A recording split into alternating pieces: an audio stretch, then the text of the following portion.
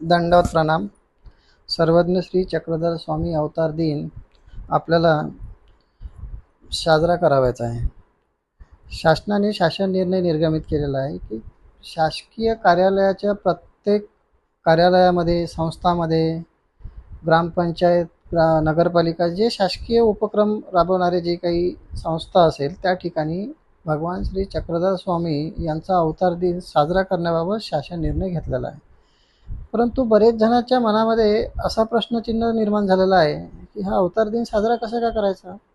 कारण शासकीय कार्यालयामध्ये थोर पुरुषांच्या जयंत्या साजरा करतात, त्यामुळे त्यांच्याबद्दल त्या लोकांना माहिती आहे ते कसे साजरे करायचे. आता शासन निर्णयामध्ये नमूद केलं आहे की भगवान श्री चक्रधर स्वामी यांच्या प्रतिमेला पुष्पहार अर्पण करायचा. परंतु महानुभाव पंथामध्ये एखाद्या प्रतिमेचं पूजन केलेलं जात नाही, प्रतिमा पूजत नाही.